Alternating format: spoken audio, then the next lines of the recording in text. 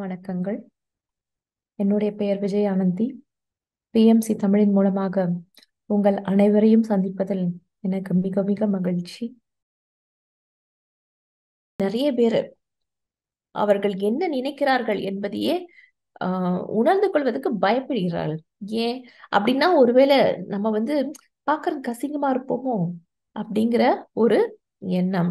நம்மளை பத்தி அவங்க கம்மியா எடை போட்டுருவாங்களோ, எதுவும் தப்பா நினைப்பாங்களோ, இதே போல இந்த மாதிரி ஒரு விஷயம் நிறைய பேருக்கு இருக்கின்றது. ஆனால் இந்த சிறுமையை நாம கொஞ்சம் உணர்வது என்பது இட் இஸ் ஜஸ்ட் நமக்கு அப்படி இருக்கக்கூடாதோ. ஏன்னா நம்ம அதை விட பெரியவங்களோ, அதனால நம்ம எப்படி நினைப்பது சரியில்லையோ என்கின்ற அந்த ஒரு விஷயம் நிறைய நேரம் அந்த உறவுகள் அதை கையாளும் பொழுது தானாகவே நமக்கு வந்து விடுகிறது. இதுதாங்க நிறைய நேரம் பிரச்சனை. அப்படி இருக்கும் பொழுது நாம் என்ன செய்ய முடியும்? முதலில் நமக்கு வந்த அந்த உணர்வுக்கு நாம் மதிப்பும் மரியாதையும் கொடுக்க வேண்டும். அப்படி என்றால், அப்படி செய்தோமே என்றால் கண்டிப்பாக நாம் நம்முடைய ஆன்மாவிற்கு அந்த நேரத்தில் அந்த உரிய மரியாதையை கொடுத்ததை போல ஆகும். இது ரொம்ப முக்கியமான அந்த அக்செப்டன்ஸ், அது ரொம்ப ரொம்ப முக்கியம் அப்படிங்கிறாரு. அதாவது உங்களுக்கு அந்த உணர்வுகளுக்கு உண்மையாக இருங்கள். கோபம் வந்துடுச்சு அப்படின்னா அந்த கோபத்திற்கு உண்மையாக இருங்கள். அவங்க சொன்னதுனால ஒன்றும் தப்பில்லை. ஆனா என்னன்னா, அந்த கோபத்தை ரொம்ப நேரம் வைத்து கொண்டு இருக்கக்கூடாது. அதுதான் கடவுள் சொல்ல விரும்பும் அந்த ஒரு விஷயமானது. அதனால எந்த ஒரு விஷயமாக இருந்தாலும் சரி, நான் யார், நான் இந்த உறவில் என்னவாக இருக்க விரும்புகின்றேன், இந்த 2 கேள்வியையும் கண்டிப்பாக அந்த உறவில் கேட்டுப்பார். ஏதாவது ஒரு பிரச்சனை, எந்த ஒரு பிரச்சனையாக இருந்தாலும் சரி, இப்பொழுது நான் யார், இந்த உறவில் நான் என்னவாக விரும்புகின்றேன், என்ன செய்து கொண்டு என்னவாக இருக்க விரும்புகின்றேன். அந்த கோபமா இருக்கிற அந்த ஒரு தகப்பனை போல இருக்க வேண்டுமா, இல்லை என்றால் எந்த பிரச்சனை வந்தாலும் சாந்தமாக தீர்க்கும் அந்த தந்தையை போல இருக்க வேண்டுமா, எதுவாக இருக்க வேண்டும் அந்த உறவில்? இது நீங்கள் எப்பொழுதும் கேட்கக்கூட வேண்டிய 2 கேள்விகள். இதை நீங்க கேட்டினாலே போதும், கண்டிப்பாக உங்களுக்குள் இருக்கும் அந்த உணர்வுகளுக்கு நீங்கள் கண்டிப்பாக அந்த முக்கியத்தை கொடுக்க ஆரம்பித்து. ஏன் அப்படின்னு சொல்றாருன்னா, நீங்கள் முதல்ல வரும் அந்த எண்ணமானது நிறைய நேரம் அந்த எதிர்மறை எண்ணமா தான் இருக்கும். அதுனா நிறைய நேரம் கூட வரும். அப்படி வரும் பொழுது முதல்ல அந்த அந்த நினைவிலிருந்து முதலில் கொஞ்சம் வெளியே வருவது ரொம்ப ரொம்ப முக்கியமான விஷயம். அதே மாதிரி அந்த கோபத்தில் இருக்கும் போதோ, அது என்னடா இது வாழ்க்கை இப்படி போயிட்டு இருக்கே அப்படிங்கிற ஒரு மனசுல ஒரு ஆதங்கம் வரும் பொழுதோ, இல்ல அந்த அதீத கோபத்தில் இருக்கும் பொழுதோ எப்படி எப்படி அவங்க செய்யலாம் அப்படி இருக்கும் பொழுது நிறைய நேரம் அந்த நமக்கு அந்த கெடுதல் விடுத்தவருக்கு திரும்பவும் அவர்களுக்கு நாம் தீங்கு செய்ய வேண்டும் என்கின்ற அந்த எண்ணம் வரும்பொழுது முதலில் இந்த எண்ணத்தை நாம் விட வேண்டும். ஏனென்றால் இது நீங்களாக இருக்க விரும்பவில்லை. நீங்கள் அந்த மாதிரி ஒரு விஷயமாக நீங்கள் அதுவாக உருவாக நீங்கள் விரும்பவில்லை இல்லையா? அதனால முதலில் நீங்கள் கையை விட வேண்டியது இந்த மாதிரி எண்ணங்களைத்தான். இதை நீங்கள் விட்டு விட்டாலே போதும். நீங்கள் திரும்ப திரும்ப, இது ஒரே நாள்ல நடக்கிற விஷயம் கிடையாது. திரும்ப திரும்ப திரும்ப திரும்ப நீங்கள் யாராக இருக்க வேண்டும், உங்களை நீங்கள் எவ்வாறு மக்களுக்கு வெளிக்காட்ட வேண்டும் என்பதை நீங்கள் எப்படி உருவாக்க வேண்டும், நீங்கள் யார் என்பதை இதை நாம் தெரிந்து கொண்டாலே போதும். கண்டிப்பாக திரும்ப திரும்ப திரும்ப திரும்ப அதற்கான வாய்ப்புகளும் வந்துகிட்டே இருக்கும். அதை நாம் திரும்ப திரும்ப செய்து அதில் கண்டிப்பாக அந்த மேன்மை நிலையை நம்மால் அடைய முடியும். அவர் என்ன சொல்றாருன்னா, நமக்கு அந்த அனுபவமானது ஒரே மாதிரி, ஆனா வெவ்வேறு சந்தர்ப்பங்களாக நம்மிடம் வந்து சேரும். ஆனால் நம்ம எல்லா சமயமும் அதே ஒரு பதிலைத்தான் இந்த, அதாவது ஒரே கேள்வி பல வடிவங்கள்ல வருது, ஆனா எல்லா கேள்விக்கும் நம்ம அந்த ஒரே பதிலைத்தான் கொடுக்கின்றோமா? இதை நாம் தெரிந்து இதை நாம் நம்முடைய அனுபவத்தில், அதாவது நம்ம சாய்ஸ் பண்ணோம், அது அசிங்கமா இருக்குதா, இல்லை தேவையில்லாததா, இல்லைன்னா நமக்கு சோகமா இருக்கிறதா, நல்ல அந்த சந்தோஷமா, எதை நாம் தேர்வெடுத்து அந்த எல்லா கேள்வி வித்தியாசமாக வரும், அதே கேள்விதானா வெவ்வேறு ரூபத்தில் வருகிறது, அதற்கு நாம் கொடுக்கும் பதிலானது என்ன? இது நாம் புரிந்து கொள்ள வேண்டும். மாஸ்டர்ஸ் என்ன செய்வாங்க என்றால், எல்லாவற்றிற்கும் எந்த கேள்வி வந்தாலும் சரி, அதற்கு வெவ்வேறு வடிவங்கள் அவர்களுக்கு தெரியும். அவர்கள் எந்த கேள்வி வந்தாலும் சரி, கேள்வியின் வடிவம் அவங்களுக்கு தெரியும். அதனால பதில் என்பது அவர்களுக்கு ஒன்றே ஒன்றுதான். ஏனென்றால் அதுதான் அந்த மிகவும் உயர்ந்த அந்த ஒரு வாய்ப்பு. பதிலும் எந்த பதில் கொடுக்குறாங்க அதுவும் ஒரு வாய்ப்பு தானே. It's a choice. என்ன பதில் கொடுக்க வேண்டும் என்பது அது கூட மிகவும் உயர்ந்த அந்த ஒரு பதிலாகத்தான் இருக்கும். மாற்றி மாற்றி சொல்லும் ஒரு விஷயமாகவே இருக்காது. அதனால நீங்கள் எதற்கும் அஞ்ச வேண்டாம். ஏனென்றால் நீங்கள்தான் அந்த அன்பு, நீங்கள்தான் அந்த கடவுள். அன்பிற்கு எப்பொழுதுமே ஒரு பாதுகாப்பு என்பது தேவையில்லை. ஏனென்றால் அன்பு என்பது தொலைந்து போகக்கூடிய ஒரு விஷயமே கிடையாது. அதனால எந்த ஒரு மனிதனாக இருந்தாலும் சரி, அவர்கள் வாழ்க்கையை அந்த கொஞ்சம் வித்தியாசமான நோக்கோடு, அதாவது தன்னைத்தானே அந்த உயர்வாக பார்க்க ஆரம்பிக்கும் பொழுதுதான்,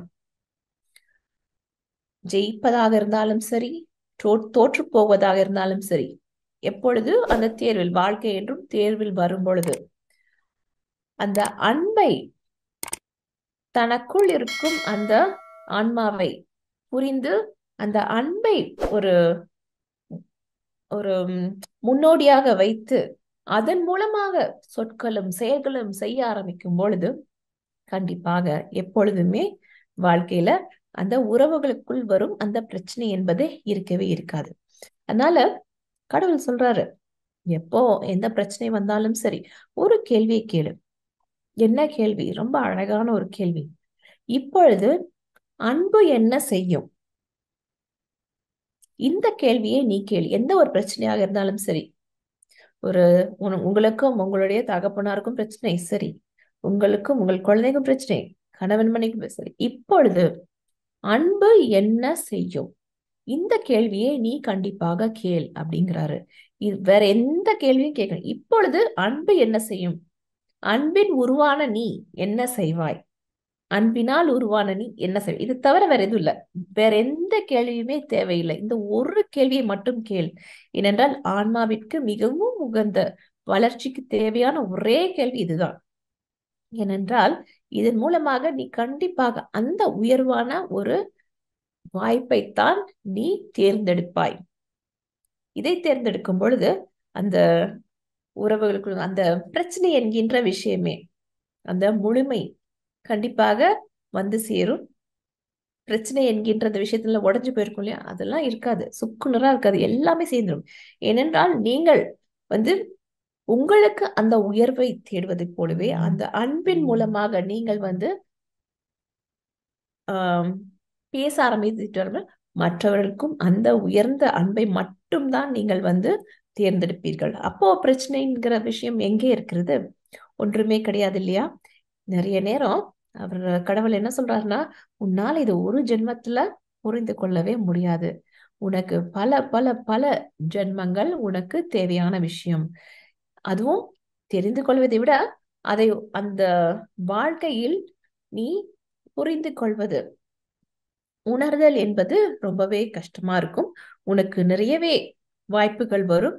அந்த வாய்ப்புகளை நீ உபயோகப்படுத்திக்கொள். அப்பொழுதுதான் உன்னால அந்த மேன்மையான அன்பு என்கின்ற அந்த விஷயமானது உனக்கு மட்டுமில்ல, உன்னை உன் கூட வேலை செய்ய காத்திருக்கும் அந்த ஆன்மாவிற்கும் அது தெரியும்.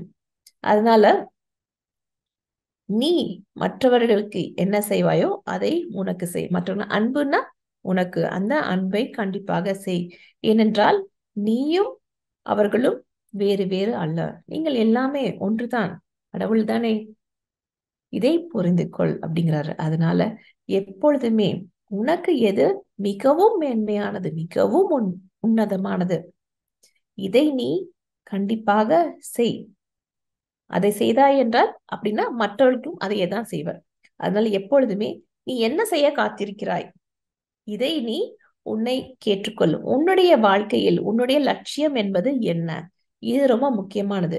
இந்த கேள்விகளுக்கு நீ பதில் சொல்ல ஆரம்பித்து விட்டாலே போதும், கண்டிப்பாக இந்த பெஸ்ட் ஆப்ஷன் இருக்கு இல்லையா, பெஸ்ட் சாய்ஸ், ஹையஸ்ட் சாய்ஸ், அதை நாம் நம்முடைய வாழ்க்கையில் கண்டிப்பாக கொண்டு வந்து விடுவோம். அப்புறமா வாழ்க்கையில எதுவும் தெரியாததே கிடையாது. அதனால இதை நீ கண்டிப்பாக செய். எப்பொழுதுமே வேற எந்த விஷயமா இருந்தாலும் சரி, அதை விட்டு விடு. எந்த ஒரு விஷயமா இருந்தாலும் கவலைப்படாது. சரி, ஒரு உதாரணம் எடுத்துக்கொள்ளும். ஒரு உறவுக்குள் இந்த ஒரு எப்ப பார்த்தாலும் சண்டை நடந்துகிட்டே இருக்குன்னு வச்சுக்கோங்க, திட்டிக்கிட்டே இருக்கிறது, ஒருத்தரை ஒருத்தர் திட்டிக் கொள்வது, இந்த மாதிரி உறவில் இருக்கும் பொழுது அந்த உறவில் திட்டுபவரை விட இந்த திட்டு வாங்குறாங்க இல்லையா, அவர்கள் நிறைய பேர் நேரம் பார்த்தீங்கன்னா அமைதியாக இருந்து விடுவார்கள்.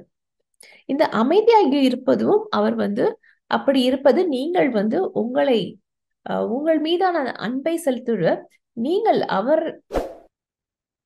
உங்களுக்கே தெரியாமல் அவருக்கும் நீங்கள் தீங்கு விளைவிக்கின்றீர்கள். எதுல?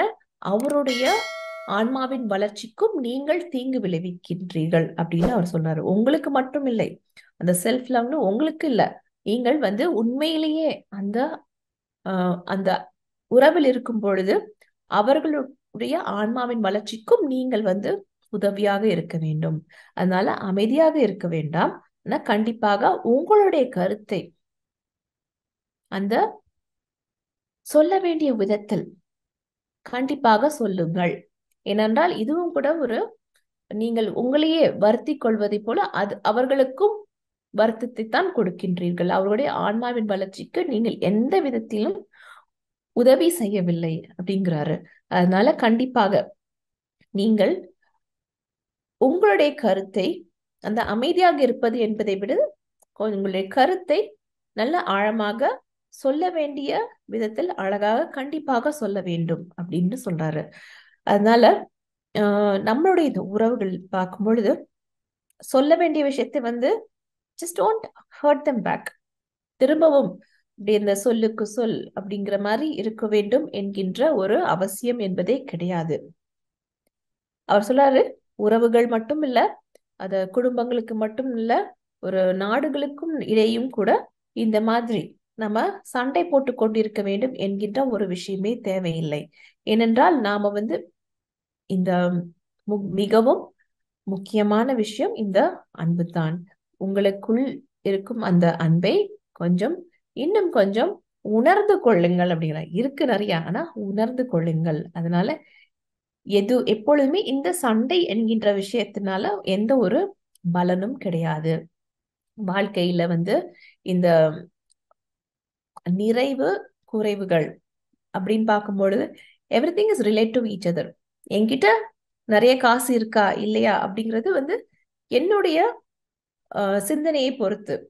அவர்கிட்ட காசு இருக்கா இல்லைங்கிறது அவர் ஒரு விதமாக நினைக்கலாம், நான் வேறு விதமாக. It is all relative.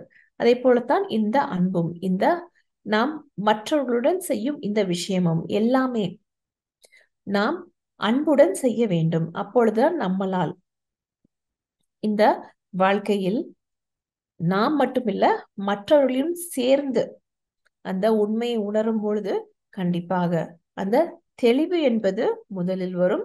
தெளிவு வரும்போது அந்த வளர்ச்சி என்கின்ற விஷயமும் தானாக நடந்துவிடும் அப்படிங்கிறாரு. சரி, நான்